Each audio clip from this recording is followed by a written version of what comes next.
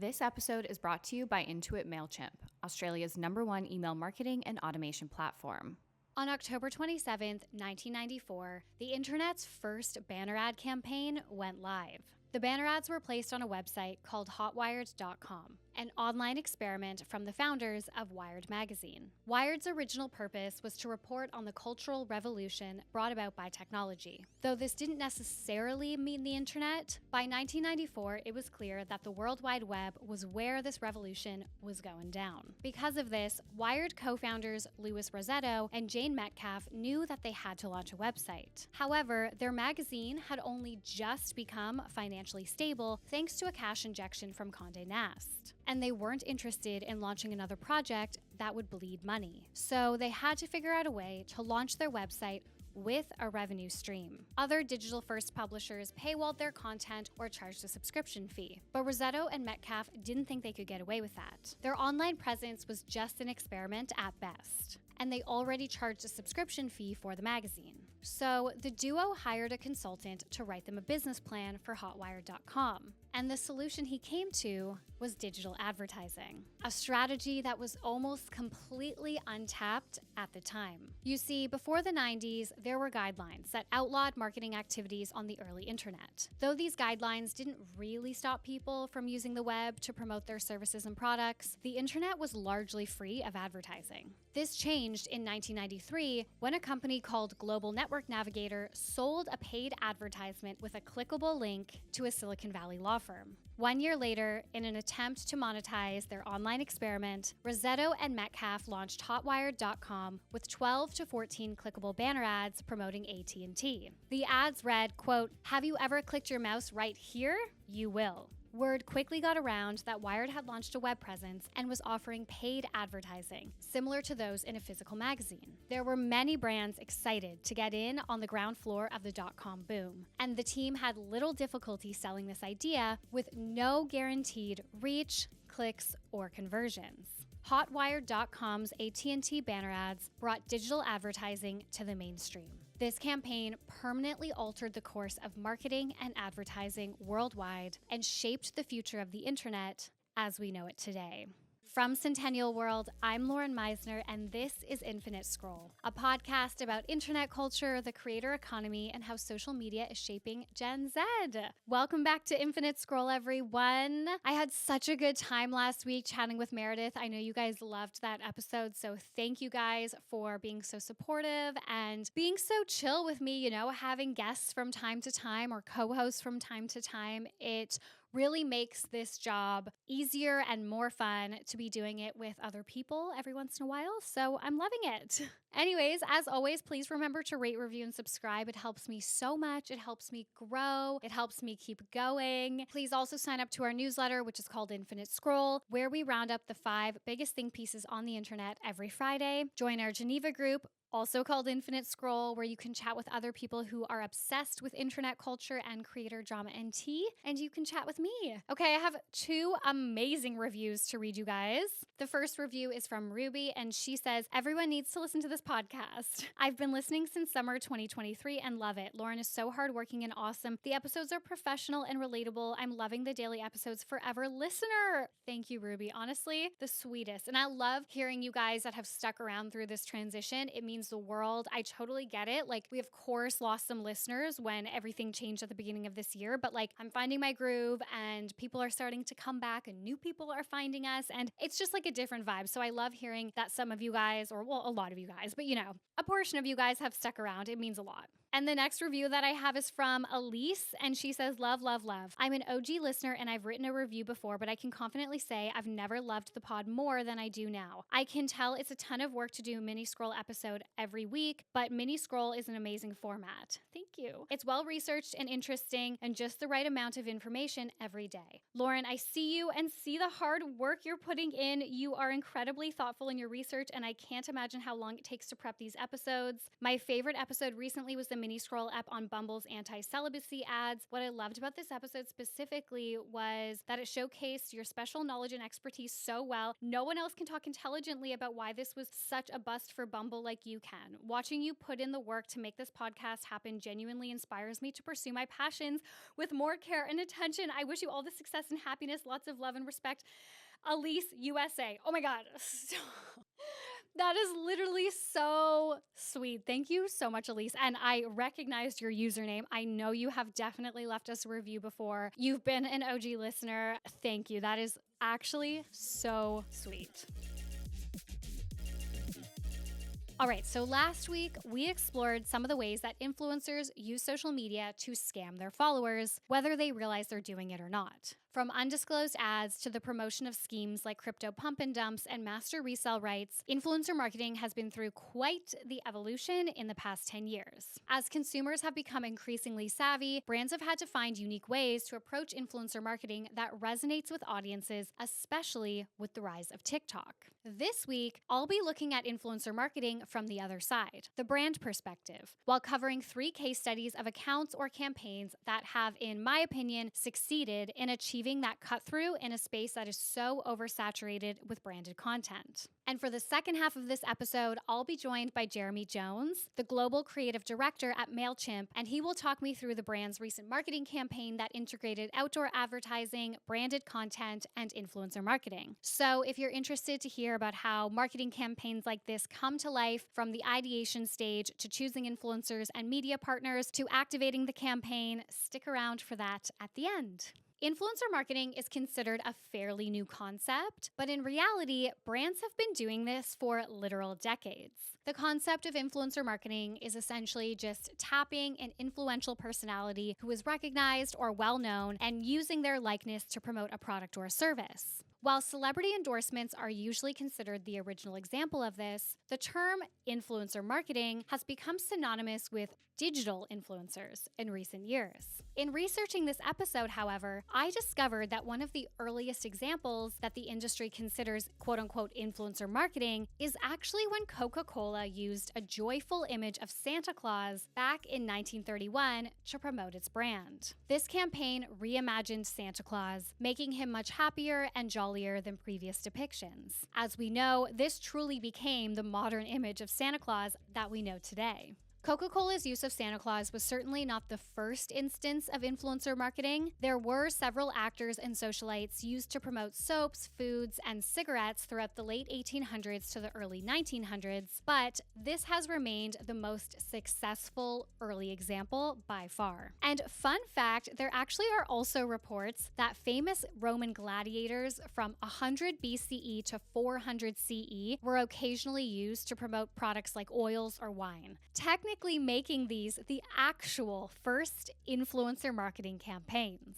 Celebrity endorsements took over as the primary way that a brand engaged with influencer marketing in the 1980s right up until the 2000s, when brands started working with digital influencers, namely mommy bloggers. Mommy bloggers grew in popularity in 2002 after a freelance writer named Melinda Roberts founded a blog called The Mommy Blog, where she wrote about parenting. Melinda later appeared on The Oprah Winfrey Show, which really popularized the concept. Early mommy blogging was characterized by authenticity. It was personal essays that shared messy experiences about raising children and managing a home. In a piece for Adweek, Danielle Wiley, another 2000s mommy blogger, explained how these women became the first paid digital influencers. Quote, "Ever since the beginning of blog monetization, women have been the content creators, creative directors, and media vehicles. We realized we could pick and choose what brand messaging we wanted to share and how to share it. Over time, our own preferences and voices helped transform ineffective advertising or problematically sexist, objectifying, or stereotypical portrayals into powerful personal stories that other women could connect with. This seemingly humble mommy blog became a force when brands and advertisers recognized the value of these women who had built such strong, loyal audiences. Banner ad-driven blogs written by women paved the way for today's thriving influencer marketing industry, which has grown to encompass a seemingly infinite number of verticals. Instead of showcasing static ads, influencers now execute complex content marketing campaigns, seamlessly weaving brand messaging into their own relatable voices. In 2003, Facebook launched, followed by LinkedIn, YouTube, and in 2010, Instagram. With the rise of these platforms came influencer marketing on social media.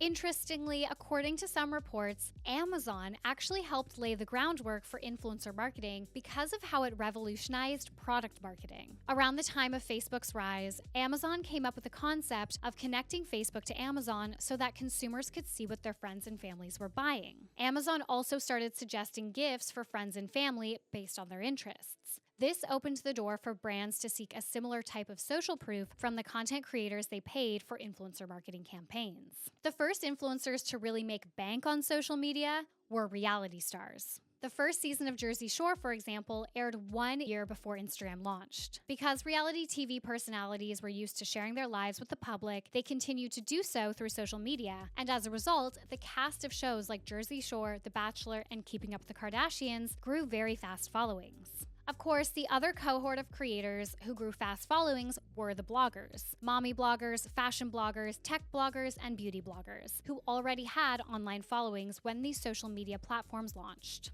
By the mid-2010s, social media influencing was very lucrative and had turned many regular people who were simply creating content about their everyday lives into multimillionaires. As influencers started earning more money, their lifestyles inevitably changed. And this contributed to a shift from an interest in creators who were authentic and real to an interest in influencers who led an aspirational and highly curated life. Blogs, where creators wrote about the messy parts of their lives, had phased out by this point, and social media had become synonymous with a highlight reel. Aspirational influencers reigned supreme for the better part of the 2010s. But at the turn of the decade, a new platform would take over and completely change social media as we knew it. In early 2020, the world went into lockdown, and TikTok, a new short-form video platform born out of Musical.ly, took over. We have talked a lot about how TikTok changed the social media landscape on this podcast, and most of us lived through it. This episode would be 100 hours long if we explored all the ways that TikTok disrupted the industry, but when it comes to influencer marketing specifically, there were two really big shifts. One, the rise of TikTok brought us back to the authenticity of early social media. And two, TikTok gave more opportunity for niche creators to be discovered and thus to build culty followings. This means that brands have also had more opportunity to tap into creative strategy and develop a social media presence outside of a curated Instagram feed. That's not to say that aspirational creators or curated content doesn't do well on TikTok. We have seen many trends like That Girl, Clean Girl, Quiet Luxury that prove the opposite. It's just that TikTok has made all types of content and all types of creators more accessible to the masses. It's no longer a one-size-fits-all when it comes to what an influencer might look like or how a brand should be showing up on social media. Though TikTok might still feel overwhelming 4 years on, I wanted to explore 3 case studies today of recent campaigns from brands that have adapted really well to the changes that TikTok has created in the industry.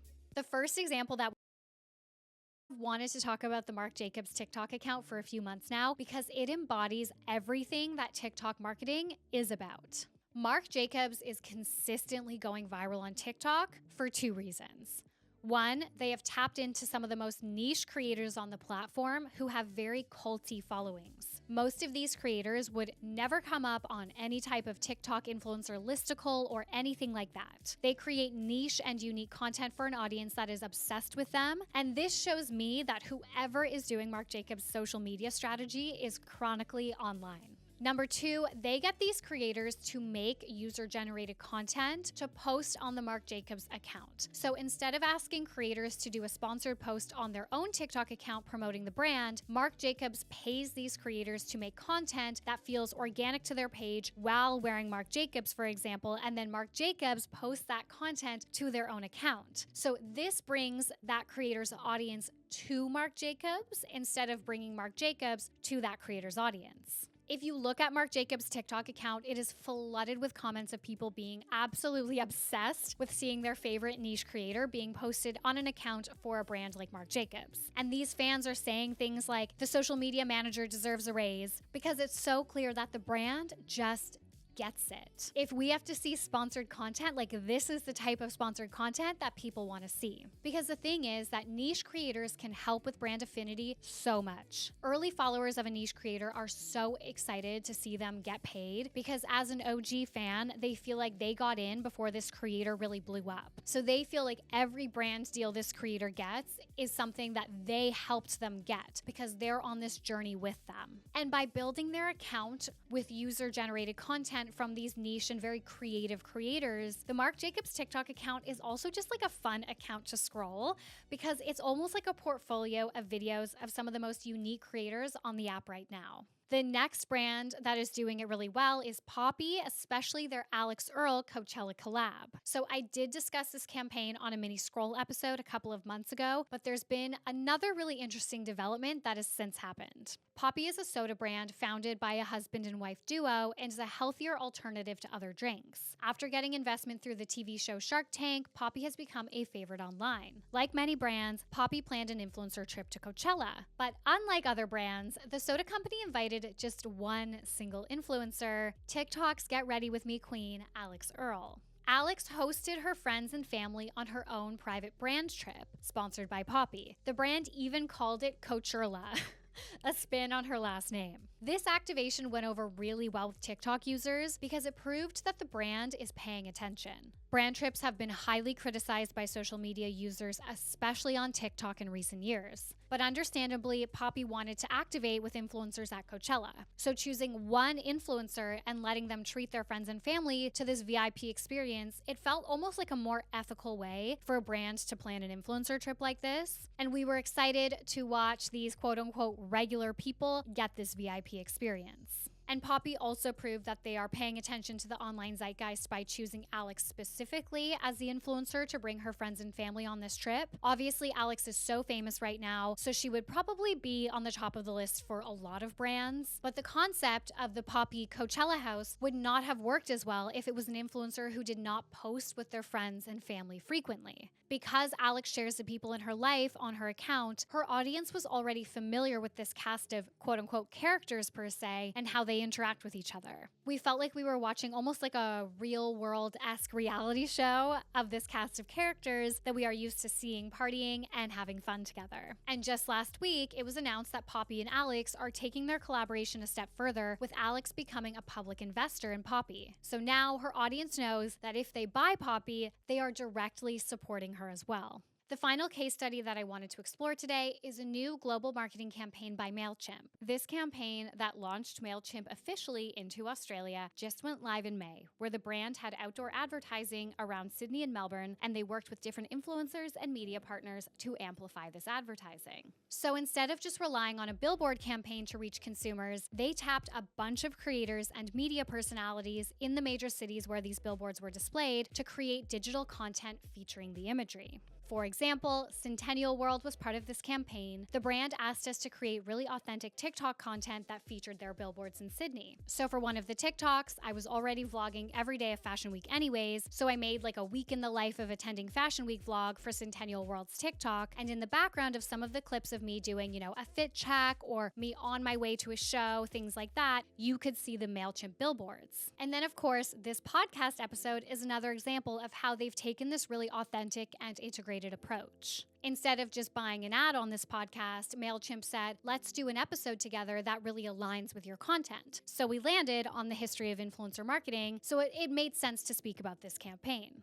Other Aussie creators that they worked with on this campaign included Fonzie Gomez, Places in Sydney, Trick Shots Prodigy, and Janine Alice. This is another great example of using niche creators and also a wide range of creators from all different corners of the internet. Mailchimp didn't just tap entrepreneurial creators or creators who make B2B content. They chose creators who have cult followings in very specific niches. But this only works if brands give creators creative freedom to create content that feels authentic to their accounts. This is something that Mailchimp did really well. One creator did parkour in front of a billboard. I did a fit check in front of another billboard and then vlogged Fashion Week. It doesn't really matter what our relation to email marketing software might be because Mailchimp put its trust in creators to make content that made sense for their own channels.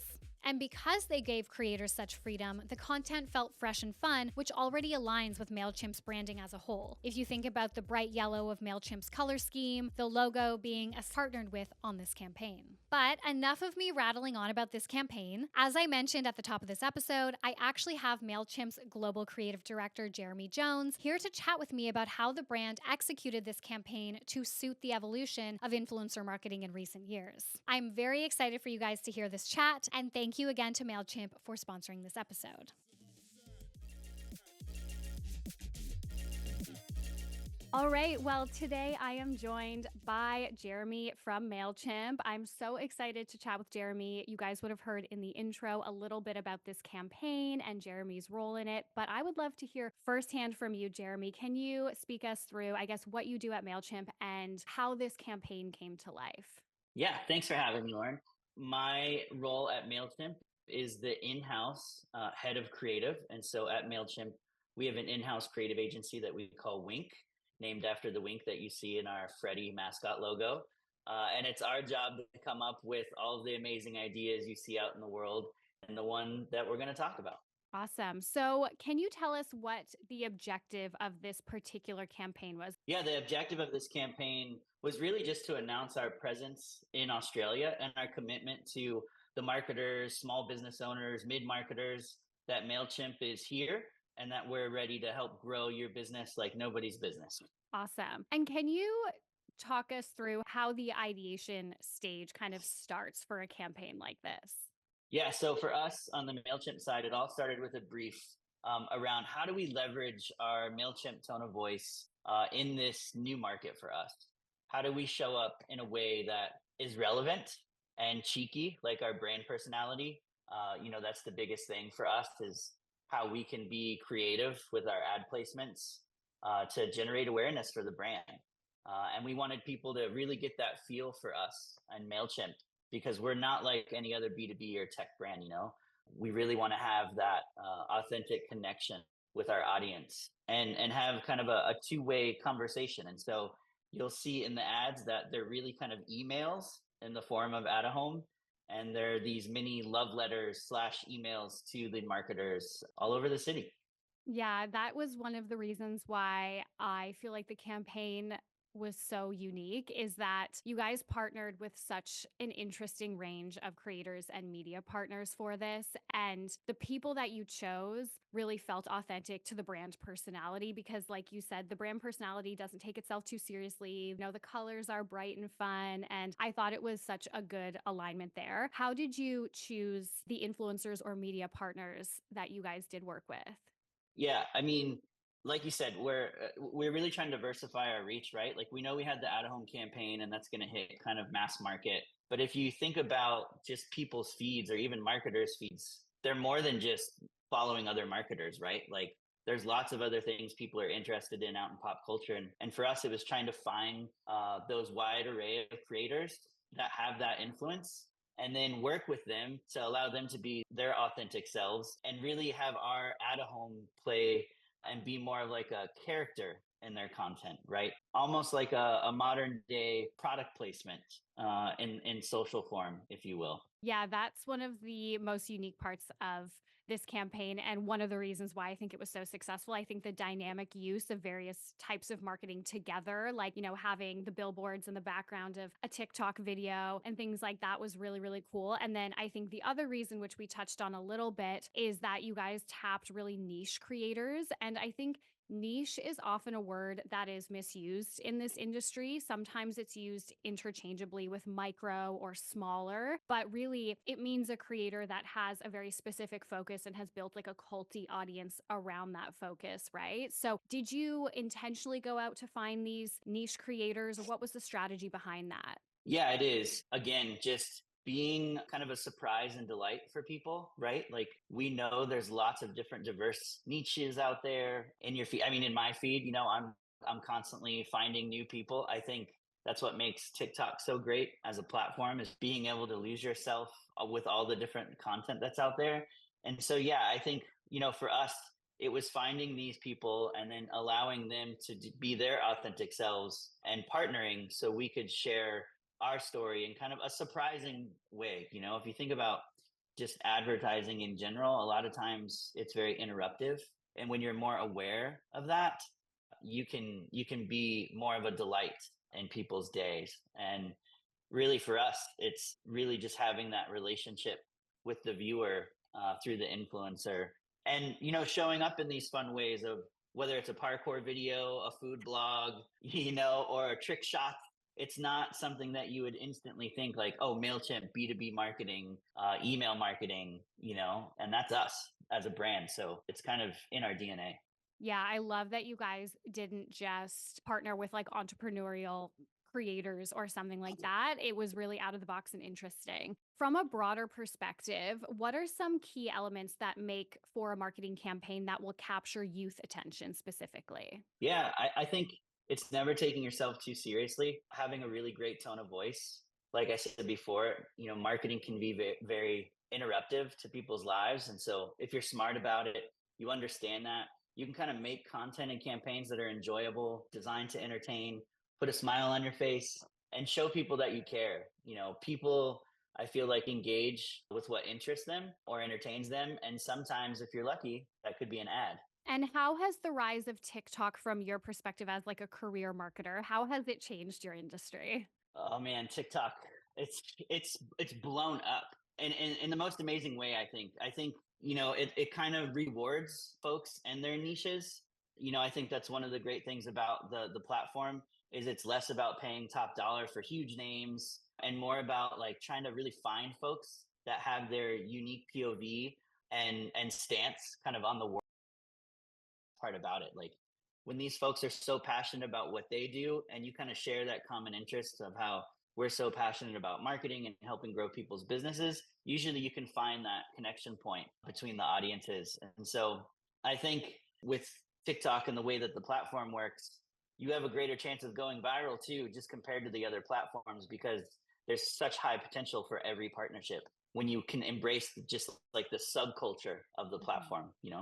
Yeah, absolutely. So many of our listeners are at university or they're just starting out in their careers. What advice would you give to someone hoping to work in the influencer marketing industry? It's a great question. I'd say find your thing, right? And have that unique POV and then share it with the world. But also experiment. I think you learn so much from your audience just asking for feedback and input. You're not going to get it right at first, right? And so just constantly be asking for feedback and work on it and then stick to what works. I think the most important thing at the end of the day is just to be yourself because everyone else is taken. Love that. And finally, do you have any predictions for the future of the influencer marketing industry? Yeah, I've got a few. I mean, I think the obvious thing to say would probably be AI. So I'll skip that one. But I feel like more companies and even ourselves are going to start to recruit in house content creators and creators to just help us, speak and really show up in authentic ways on the various channels. I think you're going to see more creators becoming founders and starting small businesses, media companies, and other various things, goods and services. And then I think you're going to see more B2B brands like Mailchimp start to embrace working with creators and show up in authentic ways. So those are my three that I think are on the verge, Yeah. and are kind of already happening. Yeah, I completely agree, especially the first. We're actually starting that process to recruit an in house creator as well for our media company. Well, thank you so much, Jeremy. This has been such a fabulous kind of experience to take a closer case study look at MailChimp's campaign launching here in Australia and to chat with you and hear your perspective on it. Awesome. Thanks for having me. Infinite Scrolls, a podcast written, produced, and presented by me, Lauren Meisner, for Centennial World. Additional research and reporting is by Annabelle Ben-David, and editing is by Danny Fennick. Thank you guys so much for listening. Thank you again to MailChimp and to Jeremy for chatting with me, and I will talk to you guys next week. Bye.